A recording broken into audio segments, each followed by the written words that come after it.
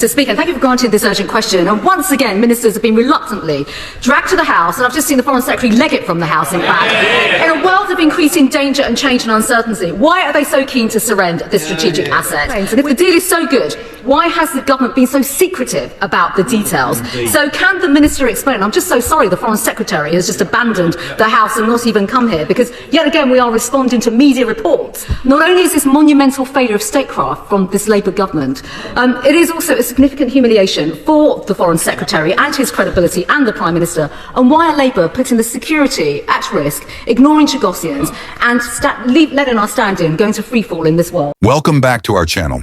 Once again, Labour ministers are dragged into Parliament to address critical issues. Today's matter involves a secretive deal with far-reaching consequences for the UK. The Foreign Secretary, instead of addressing these concerns, has left the House. Why is this government so eager to surrender strategic assets? If the deal is truly beneficial, why is it being kept secret? Thank you, Mr. Speaker. Once again, we find ourselves in a situation where Labour ministers have been dragged into Parliament to address critical issues. Today's matter revolves around a secretive deal that could have far-reaching consequences for the UK. The Foreign Secretary, who should be addressing these concerns, has instead chosen to leave the House, avoiding the tough questions. In a time of global uncertainty and increasing challenges, why is this government so eager to surrender strategic assets? If the deal is truly beneficial, why has it been kept under wraps? The missing Foreign Secretary. It's deeply troubling that the Foreign Secretary, on such a crucial issue, abandoned Parliament instead of providing clarity. This behavior raises serious doubts about the government's commitment to transparency. Responding to media leaks rather than proactively engaging with Parliament reflects poorly on Labour's leadership. The public deserves to know why their national security is being discussed behind closed doors. Labour's risky deal. Reports suggest that this deal involves significant compromises that could undermine the UK's security. By prioritizing short-term political benefits, Labour risks damaging our long-term strategic interests. The secrecy surrounding this agreement only adds to concerns about what is being sacrificed. Such decisions cannot be made without parliamentary oversight and public scrutiny, as they have implications for our alliances and global standing. Ignoring the Chagossians. One of the most disturbing aspects of this issue is the government's neglect of the Chagossian community. These individuals, displaced for decades, deserve justice and a voice in decisions that affect them. Labour's silence on this matter reflects a disregard for human rights and moral responsibility. Ignoring the Chagossians not only betrays our values, but also damages the UK's international reputation. And it's only clear, Mr. Speaker, she referred to media reports. There is a huge amount of speculation. Let's get back to the actual facts on this, Mr. Speaker, which is that Mauritius, the Prime Minister has confirmed himself in Mauritius to his Assembly that he is willing to conclude this deal with the United Kingdom. Those are the facts, Mr. Speaker, and we will protect our national security and our interests. A humiliation for the Prime Minister. This situation isn't just a policy failure. It's a direct blow to the credibility of the Foreign Secretary and the Prime Minister. Their inability to handle this issue demonstrates a lack of leadership and foresight. This deal has become a monumental embarrassment for the government, exposing deep flaws in their approach to governance and diplomacy. The facts Labour can hide. Despite the government's attempts to deflect criticism, the Prime Minister has publicly acknowledged his willingness to conclude this deal.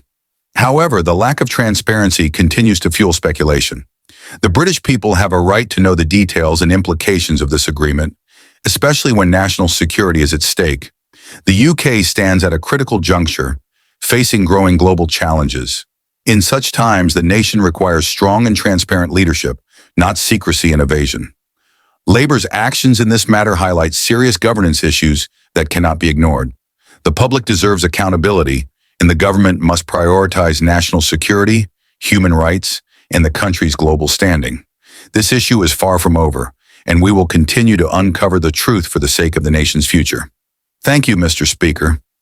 Today we delve into the implications of a secretive deal under discussion and the potential stance of the incoming Trump administration.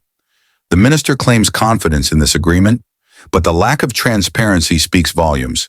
Should we rely on the U.S. national security apparatus to allay our concerns, Or should this government finally step up and answer Parliament's questions? The incoming Trump administration, the election of President-elect Trump and Vice President-elect Pence, has introduced a new dynamic to international relations. The minister reassures us of the government's optimism regarding their leadership, but little has been said about how this administration views the deal in question. During the transition period, restrictions on discussions are understandable. But does this justify the UK government's silence? If this deal is so beneficial, why are the details being withheld? Father of the House, Sir Edward Lee. Can the Minister enlighten us as to the attitude of the incoming Trump administration on the deal? Does he know, or shall I ask the Honourable Member for Clacton?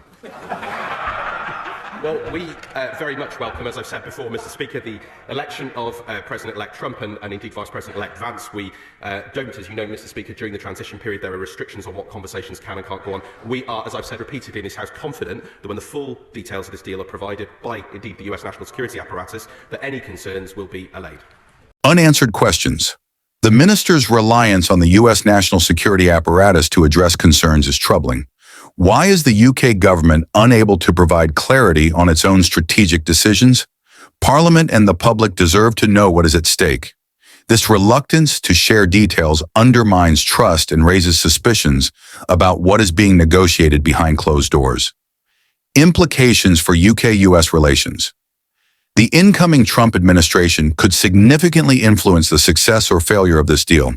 However, the UK government must ensure that our relationship with the US is based on mutual respect and strategic alignment rather than dependence. Relying solely on foreign entities to justify decisions undermines the UK's position as a global leader. In matters of national security, clarity and accountability are paramount. This government's evasive approach raises serious concerns about its competence and priorities. The public deserves transparency, and Parliament deserves answers. As the Trump administration takes office, it is crucial that this government navigates these challenges with integrity and decisiveness. Anything less risks further eroding public trust and weakening the UK's global standing. The secrecy surrounding this deal, the neglect of the Chagossian community, and the absence of transparency have put the UK's national security and global standing at risk. Decisions like these require accountability, not evasion. Subscribe to our channel for more updates. The nation deserves strong and transparent leadership in times of global challenges. Labour's actions on this matter not only jeopardize national security, but also erode public trust. It's time for accountability and clarity. Don't forget to subscribe to our channel for more updates on crucial issues shaping our future. What you think about it, please share your thoughts in the comments below and subscribe for more videos. Thanks for watching, take care, and goodbye. We'll see you in the next video.